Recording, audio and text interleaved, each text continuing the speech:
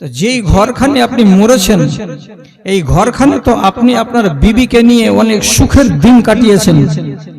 হ্যাঁ, আবার যদি রাতের 8টার সময় মরণ হয়ে যায়, তো রাত 8টা থেকে শুরু করে ফজর হবে রাত 4টায়।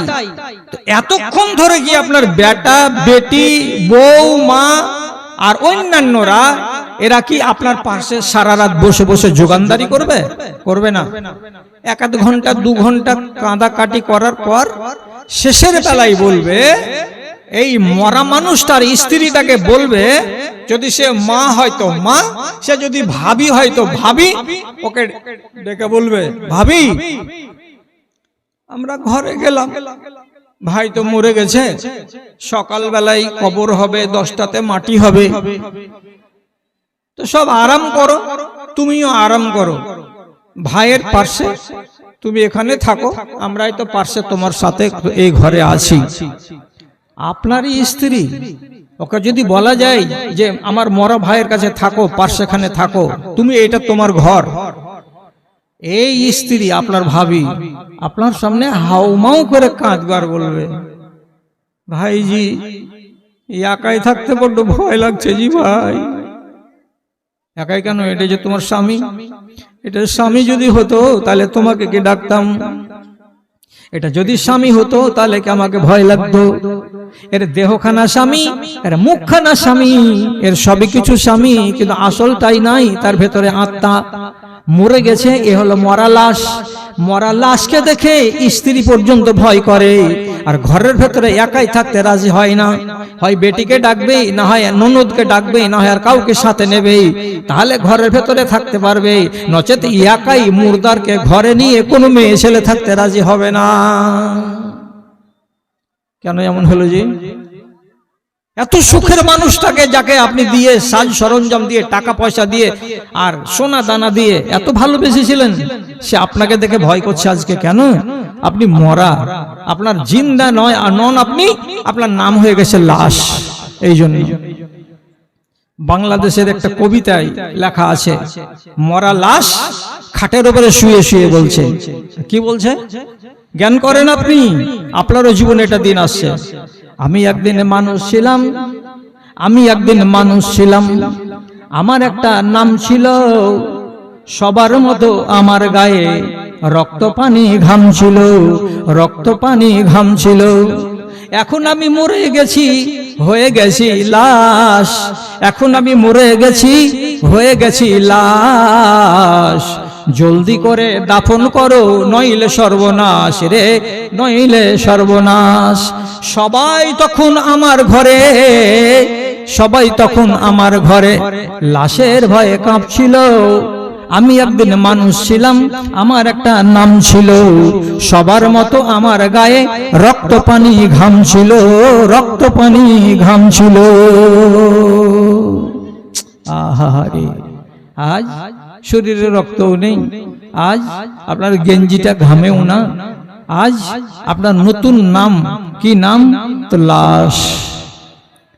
এই পরিচয় আপনাকে নিতেই হবে, কোনো রেহাই নাই, কোনো রেহাই নাই। কেউ বেঁচেছে কি দুনিয়াতে যে না আমি এই সার্টিফিকেটটা নিব না আর আমি এখান থেকে চলে যাব বিনা সার্টিফিকেটটা নিয়ে? হবে না ভাই। সর্বপ্রথম ইনসান যে কবরে গেছে তার নাম কি জানেন? প্রথম ইনসান যে কবরে গেছে তার নাম হাবিল। এটা হলো আদমের বেটা। কতদিন আগে কবরে গেছে? কতদিন আগে কবরে গেছে? মাটির ভেতরে যাওয়া কতদিন হলো? আল্লাহু আকবার। আল্লামা ইবনে কাসির রাহমাতুল্লাহ আলাইহি বলছেন, দুনিয়ার যদি হিসেব করা যায় তো আদম থেকে শুরু করে ইব্রাহিম আলাইহিস সালাতু ওয়াস সালাম পর্যন্ত দুনিয়ার বয়স হলো 4500 বছর। ইব্রাহিম আলাইহিস সালাতু ওয়াস সালাম থেকে শুরু করে নবী মুহাম্মদ সাল্লাল্লাহু আলাইহি সাল্লাম পর্যন্ত দুনিয়ার বয়স হলো আর 4500 বছর। আর নবী মুহাম্মদ সাল্লাল্লাহু আলাইহি সাল্লাম থেকে শুরু করে আজ পর্যন্ত দুনিয়ার বয়স হলো একটু কম আর বেশি 1500 বছর। তাহলে টোটাল দুনিয়ার বয়স কত হলো দাদা আমার? 4.5 4.5 9, আর এদিকে হলো 1.5, এর মানে হলো কত? 10,500 বছর এই দুনিয়াতে মানুষের বয়স হলো। তো প্রথম মানুষটা কবরে গেছে কে? তার নাম হাবিল। হাবিলের কবরে যাওয়া কতদিন হলো? তো 10,500 বছর হলো। আল্লাহ, তার রেহাই হয়নি। পৃথিবীর শ্রেষ্ঠ মানব হযরতে মুহাম্মদ মুস্তাফা সাল্লাল্লাহু আলাইহি ওয়াসাল্লাম, তার রেহাই হয়নি, তাকেও কবরে চলে যেতে হয়েছে। এবার কথাটা কাজের, কি বলবো আপনাকে, আপনি যে এখানে আছেন, তো গার জোরে যদি কেউ কাউরি মহিষকে আরেকজনের গলিতে বেঁধে দেয়, তো ওই লোক গলিওয়ালা আপনার মহিষকে কি বাঁধতে দিবে? তোর গলি কি হলো, আমার গলিতে কেন মহিষ বাঁধবি, এটা বলবে কি বলবে না? আপনি যদি আরেকজনের গলিতে কাঁড়ির পালা দিতে যান, ও আপনাকে দিতে দিবে? পরের জায়গাতে কেন তুমি কাঁড়ি পালা দিতে আসবা? তোমার জায়গা কি হলো? এইখানে যদি আমরা নিজ আর পর করি, তো আপনার ভ্যালু কতটুকু, যে আপনি যে মরে গেছেন, তো এই যে দুনিয়ার আপনি মানুষ নন, এটা যে আপনার জায়গা নয়, তার জন্য আল্লাহর শরীয়ত বলছে তোমাকে এখানে থাকতে দেওয়া হবে না, একদম দেরি নয়। এখানে তুমি কেন থাকবা? কটার সময় মরেছো? মরেছি আমি বেলা 8টার সময়। তো তুমি সন্ধ্যা 5টা হয়ে গেল, তো এখন পর্যন্ত তোমাকে মাটি দেয়নি কেন লোকেরা? গার জোর, পরের জায়গাতে তুমি থাকবে কেন? নিজের জায়গাতে যাও। আল্লাহর শরীয়ত বলছে, কি বলছে? লা তুআখির আন সালাসিন, 3টা জিনিসে তোমরা দেরি করতে পাবে না। হে দুনিয়ার মানুষ, ভালো করে কান করে শোনো, 3টা জিনিসে তোমাদের দেরি করা চলবে না। একটা হলো এই, বেটি যদি সাবালিকা হয়ে যায়, তাহলে পারে যেদিন সাবালিকা হবে সেদিন বিয়ে লাগাও। মেট্রিক পাস করবে, আয় করবে, বিয়ে করবে, এই করে বেটিটার বয়সকে নষ্ট করিও না, এটা করা চলবে না। আর নবীজি বলছেন ওয়াসসালাতু ইযা আতাত ওয়াক্তুহা, যদি জোহরের আযান পড়ে যায়, হাইয়া আলা সালাহ বলে ডাক দিয়ে দেয়, তো ভুট্টা মারা ছেড়ে দিতে হবে, মেশিন চালা ছেড়ে দিতে হবে, ক্রেশার চালানো ছেড়ে দিতে হবে, আর ওখানে তাড়াতাড়ি করে হাজির হতে হবে। আর 3 নম্বর কথা, যদি মানুষ মরে যায় বাড়িতে, তাহলে ওই মরা মানুষটাকে খাটে সাজিয়ে রাখা চলবে না, এটা তার জায়গা নয়। যেটা তার জায়গা সেখানে তাড়াতাড়ি করে পৌঁছে দাও। এর মানে হলো এই, আল্লাহ পাকের নবীর কথা অনুযায়ী বেলা 8টার সময় যদি একটা মানুষ মরে, তো তাহলে তাকে 8টা, 9টা, 10টা, 11টা, 12টা করে সন্ধ্যা পর্যন্ত ঘরের ভেতরে রাখা চলবে না। ম্যাক্সিমাম কবর খুঁড়তে যতটা টাইম লাগে, আর একে গোসল দেওয়াতে যতটা টাইম লাগে, এতক্ষণের মধ্যেই 2 থেকে 2.5 ঘন্টা সময়ের মধ্যে ওই লোকটাকে কবর দিয়ে দাও। আর পাওয়া যাবে না। হ্যাঁ, নিচ্ছি, হয়ে গেছে টাইম। আর পাওয়া যাবে না। এটা দুনিয়াতে আপনার কিছু নেই, এখান থেকে আপনি কিছু নিয়ে যেতে পাবেন না। লাখ মাছের 100টা টাকা, আর 500 টাকা একজন আব্দুল হাকিম, আর আজুর মেম্বারের স্ত্রী 600 টাকা, শ্বশুর এবং আর অন্যান্যদের নামে। এই নাকমাছি টাকা সামলান তো ভাই, এই মাওলানা, এটাকে নাকমাছি টাকা সামলান। হ্যাঁ, হয়ে গেছে। তো নিচ্ছি, এই 1টা মিনিট খালি। আর তো সেটা হলো এই, আপনি এখানকার লোক নন, কাজে এখানকার একটা দানা আপনাকে নিয়ে যেতে দেওয়া হবে না। আপনি যে নিয়ে যেতে চাইবেন এখান থেকে কিছু, হরগিজ নয়, কিচ্ছু নিয়ে যেতে পাবেন না।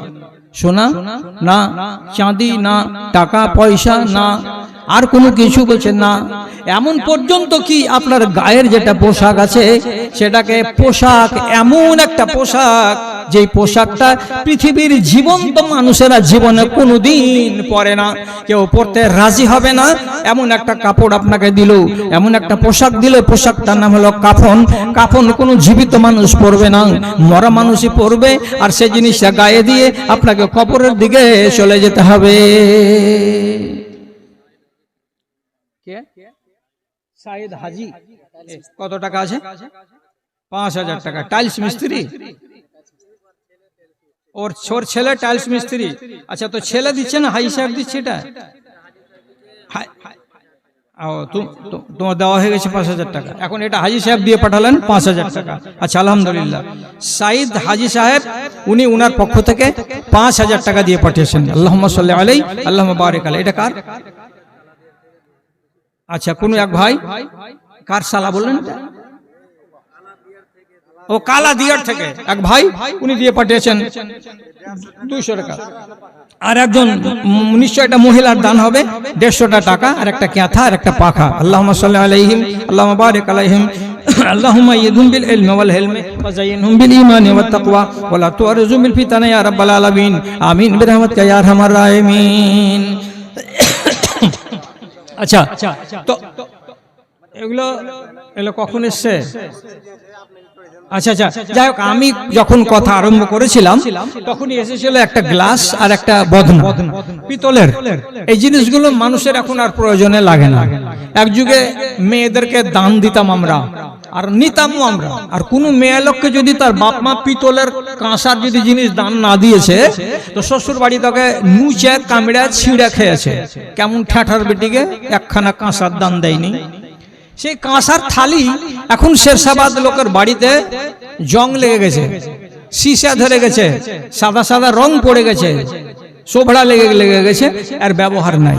এই জন্য আমার বাবার দেশ ওই টাপু এলাকায় জালসাতে যাচ্ছি তো আল্লাহু আকবার, টেবিলের উপর আর টেবিলের নিচে হাতা, কলসি, গ্লাস, বদনা, জামখোরা, আর মানে পিতলের কাঁসার যত রকমের আসবাব হয় জমা হয়ে যাচ্ছে সব টেবিলের তলাতে এসে। একটা দুটা নয়, সৌ সামান সেখানকার মেয়েরা জমা করে দিচ্ছে। এই একটা ভালো জিনিস, ভালো সিস্টেম একটা চালু হয়ে গেছে। এটা দামি জিনিস এখনকার বাজারে। কাজে কোন এক মা দিয়ে পাঠিয়েছেন একটা বদনা আর একটা গ্লাস। আল্লাহ রাব্বুল আলামিন আমার খালার দানকে যেন সাদরে গ্রহণ করেন। আল্লাহ তাআলা আহলে হাদিসকে সুখে রাখবেন, শান্তিতে রাখবেন, আমিন বিরহমাতিকা ইয়া আরহামার রাহিমিন। তো যখন কথা বন্ধ করতে হলো আর এইদিকে মন লাগাতে হলো, তখন আপনারা যারা সামনের দিকে বসে আছেন একটু আল্লাহর ওয়াস্তে উঠে আসুন। যারা এখন পর্যন্ত দেননি তাদেরকে আহ্বান করছি, কিছু আল্লাহর ওয়াস্তে দিবেন বলে উঠে আসেন। কিছু ভুট্টা দেওয়া যাক, কিছু আর অন্য যদি আনাজ আপনার থেকে থাকে তো সে আনাজ দেন, কিংবা যদি নগদ টাকা দেওয়ার থাকে তো নগদ টাকা দিন, কিন্তু কিছু দিন, কেন যে এটা মসজিদের নামে জালসা। আমার সময় খুব একটা আর বেশি হাতে নাই, অল্প একটু সময় আর বাকি আছে। তারপরে আপনাদের প্রধান বক্তা, যিনি প্রধান আকর্ষণ, তিনি চলে আসবেন। এটাকে